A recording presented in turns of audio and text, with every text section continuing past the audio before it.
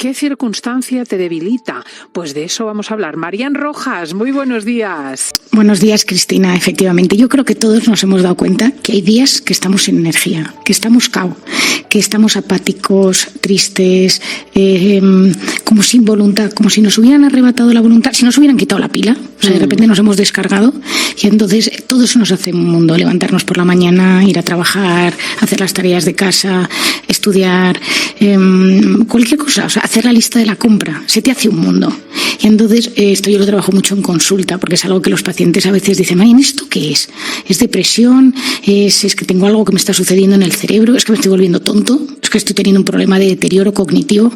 Entonces, bueno, efectivamente hay veces que puede ser una patología, pero la mayor parte de las veces es que tenemos hábitos de nuestro día a día que nos están chupando la energía, nos están chupando la pila.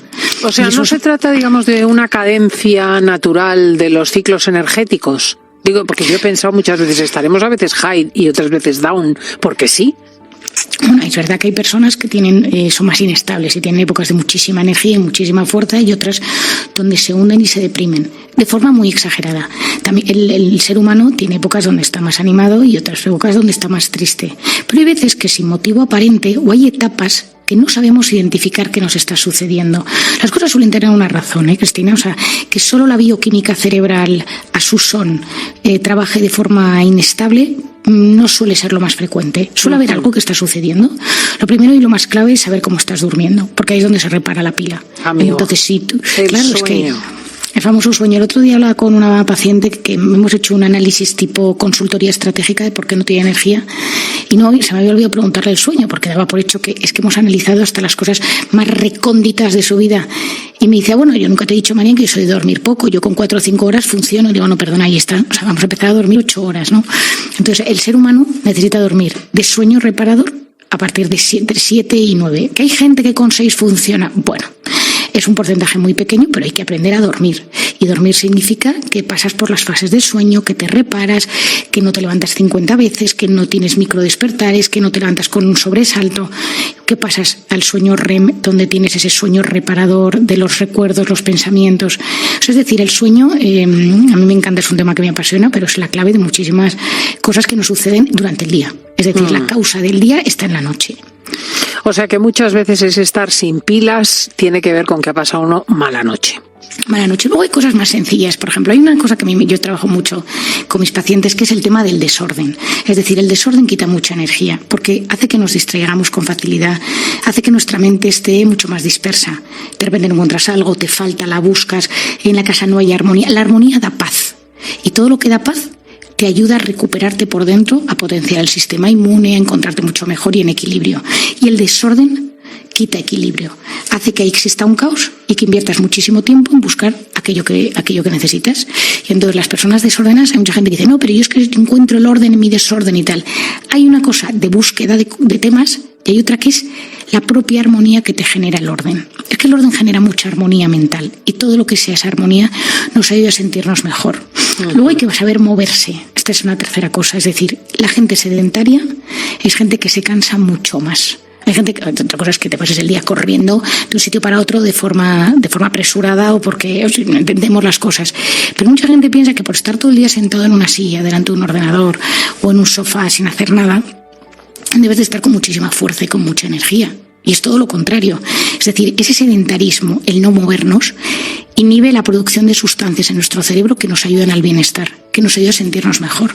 Por ejemplo, cuando nos movemos, aunque sea 15 minutos al día, activamos una sustancia en el cerebro que se llama BDNF, factor neurotrófico derivado del cerebro. Cristina, que sepas que este factor, que solo se segrega cuando hacemos ejercicio, yo creo que en el futuro existirá en pastillas, porque fortalece las neuronas, potencia las conexiones neuronales, nos ayuda a sentirnos mejor, genera sensación de bienestar. Bueno, pues esta sustancia se genera cuando nos movemos, hacemos un poco de ejercicio, a partir de 15 minutos.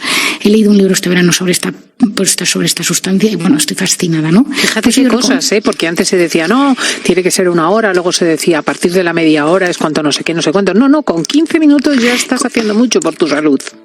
Bueno, de hecho hemos visto, imagínate qué interesante, Cristina, que si un niño va al colegio y tiene deporte lo primero, a lo largo del día le rinde más. Porque como han fabricado esta sustancia, mucha gente que dice, dejamos el deporte para la tarde, que es cuando ya están cansados y ya que hagan deporte. Bueno, pues se ha visto que después del deporte les cunde más. Si tú a un niño le mandas a un partido de fútbol, le mandas a jugar un partido de tenis, a correr, a lo que sea, en un momento que está frustrado y vuelve, le memoriza mejor, estudia mejor, porque has producido unas sustancias en el cerebro que facilitan el aprendizaje, la memoria, la concentración. Esto es alucinante, ¿eh? O sea, que no, hay muchísimos grandes, por ejemplo, escritores de bestsellers, bueno, que en Follett, que por la mañana hacen un paseo vigoroso de 1 hora antes de empezar a todo. Sí, pues porque les funcionan mejor las neuronas. Yo hubo una época que iba andando a trabajar, o sea, tardaba 1 hora, pero en esa hora, porque luego llegaba todo el lío de todo lo que recibía, y llegaba andando. Luego es que esa hora ya no la he tenido en mi vida, me encantaría tenerla, pero ya no la tengo para poder ir caminando, ¿no? Luego hay otro tema que es la alimentación. Hay alimentos que nos desgastan muchísimo. La comida inflamatoria, tienen un pico de dopamina, entonces tú te tomas ese producto procesado que tu cerebro necesita en un momento de bajón, en ese momento te lo tomas, te sientes bien y luego te notas sin energía. O sea, si te tomas de repente una bolsa entera de chuches, digo chuches, quizá los oyentes no se tomen una bolsa entera de chuches, pero si se toman una bolsa entera de chuches, tiene un momento como de un pelín de euforia y de repente hay un bajón, pero como que te falta energía.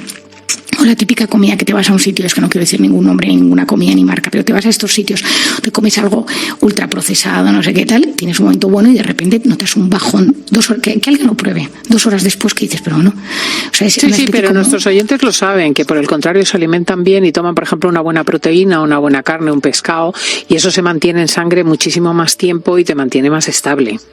Bueno, y sobre todo que mucha de esa comida es lo que hoy en día sabemos que es la comida antiinflamatoria. Todo lo que inflama te quita energía. Todo lo que inflama, que entraremos en la última, que son los pensamientos, pero todo lo que te inflama te hace sentirte cansado, triste, sin capacidad de relacionarte bien. Y en cambio, lo que te desinflama te ayuda a estar mejor. Entonces, una buena comida, una buena fruta, un plato saludable. Por eso yo suelo decir que, por ejemplo, en octubre, este octubre que está siendo bastante duro a nivel psiquiátrico, en noviembre estamos ya, pero está siendo bastante duro, sí. Sí, octubre y noviembre están siendo horribles. O sea, lo estamos viendo en todas las consultas de psiquiatría. Hablaba hoy con una compañera, está siendo difícil, ¿no? Y entonces yo a los pacientes y a la gente que me rodea le estoy recomendando que ahora coma un poco más sano, porque está siendo un otoño más difícil, o como veníamos del verano, que siempre es un poco mejor, pues en estos momentos lo estoy viendo con más claridad, ¿no? Entonces yo digo, aprovecha este mes de noviembre para comer mejor, para cuidarte más en los temas que comes. En el alcohol, cuidado, porque todos los alcoholes y los estimulantes, etcétera, todos ellos activan circuitos neuronales, lo que se llama el circuito del GABA, del glutamato, etcétera, que te dan, pues unos de ellos te excitan y luego te dan el bajón. Por ejemplo, el café y la cafeína, la Coca-Cola, etcétera, activan un receptor que es el que compite con la hormona del sueño y entonces engaña a tu cuerpo y le dice en verdad no tienes sueño, con una sustancia que se llama la adenosina. Entonces están peleados, ahí en ese momento luchan por el receptor y entonces tú engañas al cuerpo diciéndole en verdad no estás cansado. ¿Qué sucede? Que tu cuerpo en realidad está más cansado de lo que tú te piensas, le has dado ese chute de estimulante y cuando deja de hacer efecto caes por el chute y por el cansancio que ya traías y de repente te notas, pues imagínate que has dormido mal, llevas una época con más trabajo, vas a base de cafés y notas que estás como de un irritable, cansado, sin pila, que el mundo se te hace más bola. Totalmente. Y luego finalmente el pensamiento, que si nos quejamos, que si la rumiación, que si nos ponemos siempre en lo peor, que si vivimos anclados en el pasado, que si nos hacemos la víctima en nuestra cabeza porque nadie me quiere, todo eso. Bueno, yo lo he explicado 1000 veces y la gente lo sabe, pero me encanta recordarlo porque es clave. El 90% de lo que nos preocupa nunca sucede, pero ese 90% tiene un impacto directo en nuestro organismo.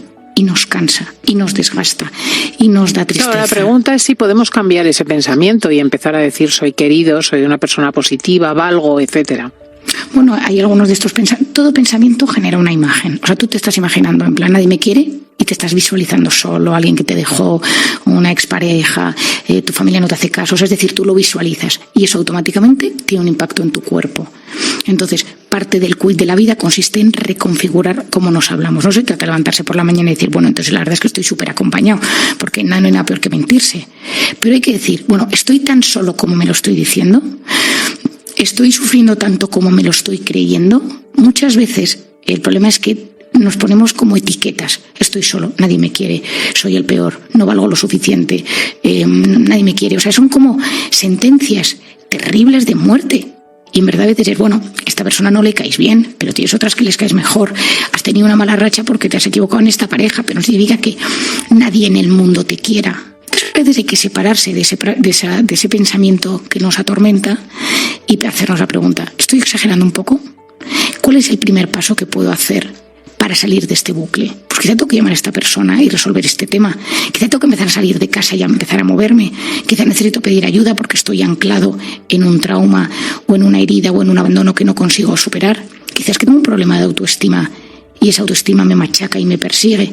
Pero hacer como un buen diagnóstico de nuestros pensamientos. O sea, ¿cómo me trato yo en lo que llamamos la voz errante? Esa voz que se activa cuando dejo de estar enfocado en lo que hago. O sea, si estás trabajando a tope, tu voz interior está mucho más callada.